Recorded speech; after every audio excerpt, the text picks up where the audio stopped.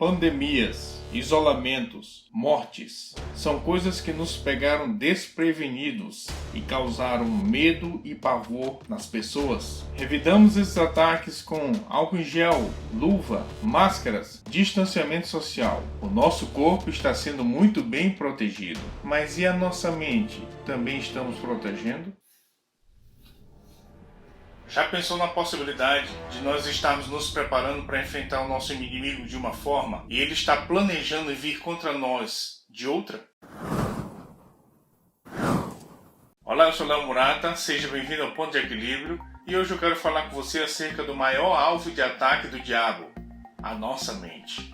Existe uma lei chamada Lei da Primeira Citação ou Lei da Primeira Referência que fala que todas as vezes que um evento acontece pela primeira vez, ele serve de base para nos instruir em todas as vezes que esse evento se repetir por toda a Bíblia. E eu quero ler com você a primeira vez que Satanás ataca um ser humano. Está lá em Gênesis, no capítulo 3, no versículo 1. Diz assim um texto: Mas a serpente mais sagaz que todos os animais selváticos que o Senhor Deus tinha feito, disse à mulher: É assim que Deus disse, não comereis de toda árvore do jardim? Respondeu-lhe a mulher: Do fruto das árvores do jardim podemos comer, mas do fruto da árvore que está no meio do jardim, disse Deus: Dele não comereis, nem tocareis nele, para que não morrais. Então a serpente disse à mulher: É certo que não morrereis, porque Deus sabe que no dia que dele comerdes, se vos abrirão os olhos, e como Deus sereis conhecedores do bem e do mal. Esse é o primeiro ataque de Satanás a um ser humano que está registrado na Bíblia. E eu quero que você preste atenção em qual é o estado emocional que Eva se apresenta no momento que ela está sendo atacada. Se você prestar atenção, Eva não está com medo do diabo. Pelo contrário, a Bíblia dá a entender que ela está muito bem à vontade com ele. Por que Eva não está com medo do diabo? Porque Satanás não se apresentou como um ser aterrorizante querendo causar medo nela. Ele se apresentou como um conselheiro, mostrando uma grande dica vantajosa que ela não tinha percebido.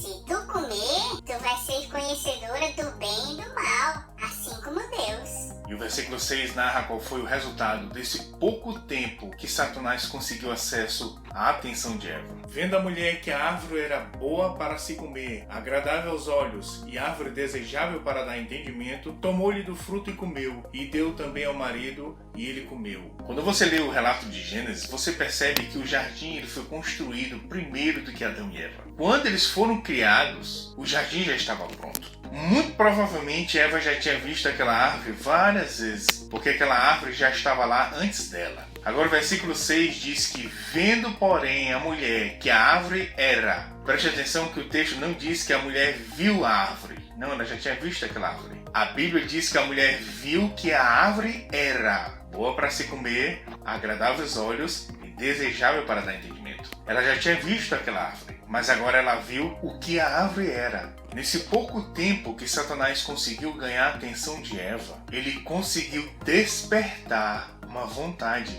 Deixa eu te mostrar algo. Se eu começar a mostrar aqui, por exemplo, imagens de churrasco, pessoas comendo churrasco, a carne assando, a faca cortando a carne, aquela gordura da picanha descendo, aquela costela gaúcha saindo depois de 4, 5 horas do fogo, derretendo, puxando o osso e o osso saindo sozinho da carne. Se eu começar a te mostrar muito essas imagens, é muito provável que você comece a ter vontade de comer. Presta atenção. Talvez você não estava com vontade de comer antes, mas pelo fato de eu mostrar,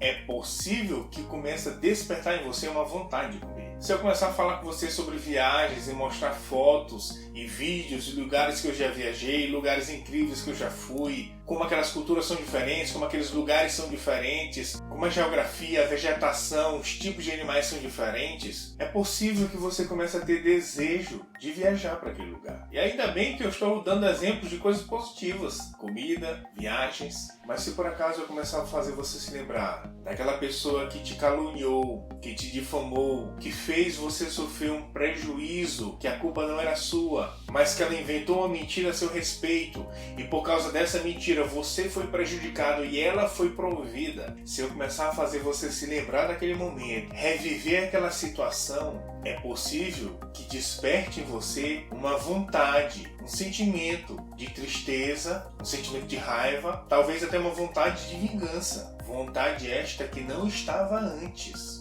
eu quero que você perceba que é possível manipular os seus pensamentos para despertar vontades em você. Da mesma forma que falando sobre comida desperta vontade de comer, falando sobre viagens desperta vontade de viajar, revivendo momentos tristes de injustiça desperta vontades que não deveriam ser despertadas em nós. Agora você sabe quem é especialista em fazer isso? Satanás. Efésios capítulo 6 narra sobre as armaduras de Deus e no versículo 17 fala sobre o capacete da salvação. Deus teve o cuidado de fazer uma analogia com uma parte da armadura especialmente para proteger a cabeça, falando sobre a nossa mente, os nossos pensamentos. O que eu quero te falar, meu amigo, é que Satanás sabe perfeitamente o que ele precisa jogar na sua cabeça, o que ele precisa jogar na sua mente para despertar em você raiva, vingança, medo, angústia, ansiedade. Ele sabe exatamente que tipo de pensamento ele precisa jogar na sua cabeça para despertar essas vontades em você. E é por isso que o apóstolo Paulo, em Filipenses, no capítulo 4, no versículo 8, ele termina a carta aos Filipenses com essa advertência. Finalmente, irmãos, tudo que é verdadeiro, tudo que é respeitável, tudo que é justo, tudo que é puro, tudo que é amável, tudo que é de boa fama, se alguma virtude há e se algum louvor existe, seja isso que ocupe o vosso pensamento. Seja isso que ocupe o vosso pensamento. Isso que? Isso que passou em todas essas exigências. O maior alvo de ataque de Satanás não é o nosso corpo. A maior estratégia de Satanás não é lançar um vírus em cima de nós. A maior estratégia de Satanás é colocar pensamentos em nós para despertar vontades que nós temos que lutar contra elas. Tudo que é justo, tudo que é amável, tudo que é verdadeiro, tudo que é de boa fama, se alguma virtude há, se algum louvor existe, seja isso que passou em todas essas exigências que ocupe o vosso pensamento. Paulo está falando que seja isso que ocupe o vosso pensamento. Nós não podemos impedir do pensamento chegar, mas nós devemos impedir ele de ocupar a nossa mente. O controle da sua mente está com você. Em Mateus capítulo 26, no versículo 41, texto muito famoso, Jesus diz: vigiai e orai, para que não entreis em tentação. O que é a tentação? Tiago diz: cada um é tentado pela sua própria vontade. O que é tentação? É a vontade de fazer algo que eu não devo fazer. Eu quero te falar sobre um princípio. O princípio é muito simples. Tudo aquilo que você alimenta, aquilo cresce e fica forte. Seja os pensamentos de Deus ou seja os pensamentos de Satanás. Quando um pensamento que é contrário ao que Filipenses 4:8 diz, chega na minha cabeça, ao invés de eu matar aquele pensamento, se eu agarrar aquele pensamento, começar a alimentar ele, ele vai crescer e se fortalecer e ele pode despertar uma vontade em mim. E agora eu não tenho que lutar apenas contra um pensamento, uma sugestão. Agora eu tenho que lutar contra uma vontade. Se concentre em vencer na mente. Como? Não alimente. Tudo que você alimenta cresce e se fortalece.